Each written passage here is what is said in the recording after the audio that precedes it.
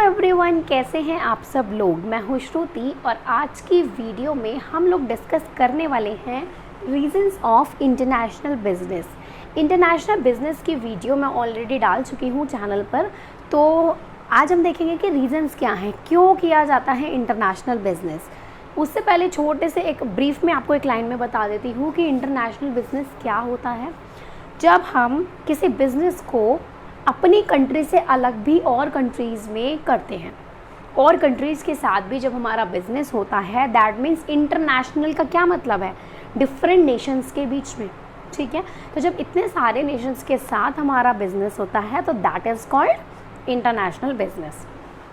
Now reasons for international business, reasons देखिएगा। First is all countries can not produce equally well और cheaply all that they need. सबसे पहली चीज़ ये कि देखो, सारी कंट्रीज़ जो हैं वो हमेशा एक जैसा एक समान चीज़ें तो नहीं प्रोड्यूस कर सकती। फॉर एग्जांपल 3 कंट्रीज़ हैं, इंडिया अलग है, बी कंट्री अलग है, सी कंट्री अलग है। इंडिया कुछ पर्टिकुलर चीज़ों में बहुत अच्छी है कि वो कुछ पर्टिकुलर चीज़ें अच्छे से प्रोड्यूस कर रही है, बी कंट्री कोई और चीज़ें अच्छे से प्रोड्यूस करेगी, कंट्री सी कोई और कंट्री अच्छे से प्रोड्यूस करेगी। तो इस तरह की चीज़ें हैं, मानते हो उस चीज़ को कि सब अलग अलग प्रोड्यूस करेंगे। तो इंटरनेशनल बिजनेस से ये फ़ायदा होगा, जब ए कंट्री बी के साथ, बी कंट्री सी के साथ, ऐसी ए बी सी तीनों कंट्रीज़ आपस में जब बिज़नेस करेंगी तो तीनों कंट्रीज़ जो प्रोड्यूस कर रही हैं, जो चीज़ें प्रोड्यूस कर रही हैं, वो आपस में मिलेंगे तो उनकी प्रोडक्टिविटी इन्हेंस होगी।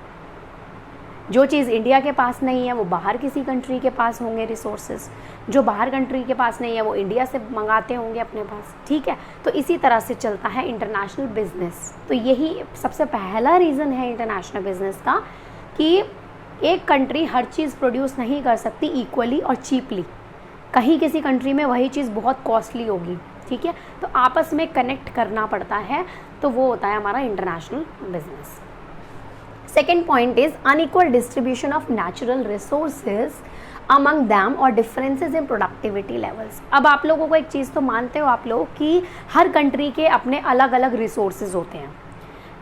इंडिया में नेचुरल रिसोर्सेज अलग होंगे, यूएसए में नेचुरल रिसोर्सेज अलग होंगे, किसी और कंट्री में नेचुरल रिसोर्सेज अलग होंगे। मानते हो उस चीज़ को? तो सबके नेचुरल रिसोर्सेज अलग हैं। तो वही बात फिर से आ गई कि इंडिया के जो नेचुरल रिसोर्सेज हैं वो अलग हैं, यूएस के नेचुरल रिसोर्सेज अलग हैं। तो दोनों जब आपस में एक दूसरे के साथ बिजनेस करेंगी तो वो इंटरनेशनल बिजनेस होगा और दोनों अपने रिसोर्सेज को एक दूसरे के साथ शेयर करेंगे तो प्रोडक्टिविटी लेवल्स जो हैं वो बढ़ेंगे। क्लियर है? Okay, the next point is labour productivity and production cost differ among nations due to various socio economic, geographical and political nations. अब आप देखिए कि हमारा जो इंडिया है वो एक लेबर ओरिएंटेड कंट्री है। ये बात आप लोगों को पता होनी चाहिए कि जो इंडिया है वो लेबर ओरिएंटेड कंपनी है, कैपिटल ओरिएंटेड नहीं है। लेकिन जो यूएसए है वो कैपिटल ओरिएंटेड कंपनी है। तो इसका मतलब कि जो हमारी इंडिया है उसमें लेबर बहुत चीप है, बहुत सस्ते रेट्स पे लेबर मिल जाती है। लेकिन यूएसए में इतने चीप रेट्स पे लेबर नहीं मिलेगी, तो यूएसए वाले इंडिया से लेबर्स बुला लेंगे और वहाँ पर कैपिटल ज़्यादा है तो वो अपने लेबर्स को तो यहाँ भेजेंगे नहीं कि इतने कम रेट पे वो काम करें। तो आपस में कनेक्ट करके वो लोग क्या करेंगे कि लेबर की प्रोडक्टिविटी बढ़ेगी। एक कंट्री में अगर लेबर चीप है, एक में लेबर जो है वो कॉस्टली है, तो चीप कंट्री से लेबर को बुलाकर प्रोडक्टिविटी को इंक्रीज़ किया जा सकता है। Next point is one country may be in better position to produce better quality products than the other nations. अब क्या है, 2-3 कंट्रीज़ हैं, फिर से एग्जांपल ले लीजिए। एक कंट्री की फाइनेंशियल पोजीशन बहुत अच्छी है, एक कंपनी की फाइनेंशियल पोजीशन इतनी अच्छी नहीं है, तो जिसकी बहुत अच्छी फाइनेंशियल पोजीशन है वो बहुत ज़्यादा अच्छे क्वालिटी के प्रोडक्ट्स बनाएंगे। जिनके फाइनेंशियल पोजीशन थोड़ी सी डाउन है वो थोड़े से कम अच्छी क्वालिटी के प्रोडक्ट्स बनाएंगे। ठीक है, तो दोनों के अंदर डिफरेंस हुआ।